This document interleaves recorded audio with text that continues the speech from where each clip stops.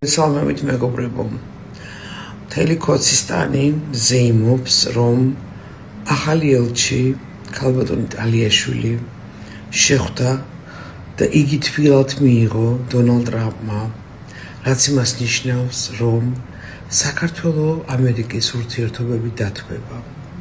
ჯერჯერობით გეტყვით, რომ ეს იყო ჩვეულებრივი პროტოკოლური შეხვედრა, წყურებათა სიგელის გადაცემა, სულ ნებისმიერი მართლა ბანანის რესპუბლიკიდან იყოს ელჩი, ეს გასაკეთებელი პროტოკოლია.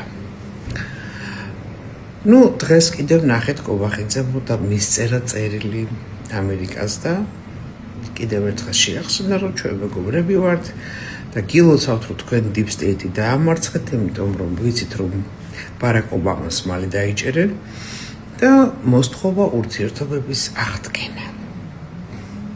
ამასობაში, ჩემო საყვარელო მეგობრებო, უდიდესი დარტყმა მიაყენეს საინფორმაციო დონეზე ჩვენ მეგობარ აქტს, რომელსაც ასეკბილებით მე ვიცავ კი არა და გამაქვს ცნობიერებას ვამაღლებ, ვაკეთებ აქციებს, მივმართ არ ამერიკის მთავრობას რომ დააჩქარეთ, ფლაიერსებს ჩემი ჯიბი დამაფინანსებ დიახაც, ხა დიდი არაფერი არ დამეჭდა 240 ლარი დამეჭდა 500 წელიწადის გავრცელება, მაგრამ ხო მაინც ფულია.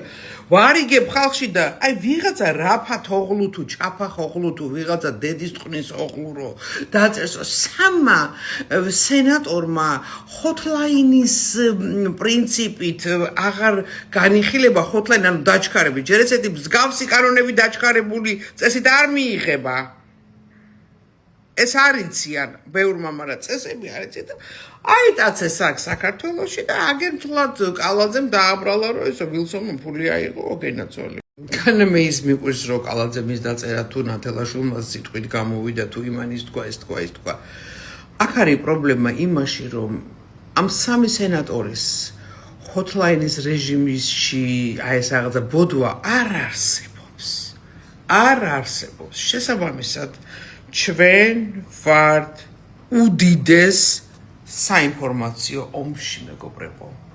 უდიდეს ჩვენ მოსახლეობას რომლის 90% არც კიცის რა არის მეგობარი და რისთვის შეიქმნა და რომ ეს არის პირდაპირ დარტყმა მიწინა ივანიშვილზე.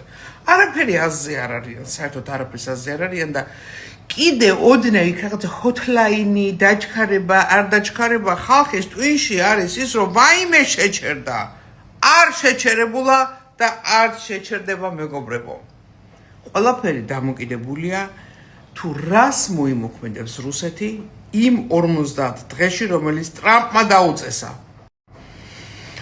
ხო, ეს მთავრობა ნამდვილად ცდილობს, რომ დაალაგოს ტრამპის ადმინისტრაციასთან ურთიერთობები.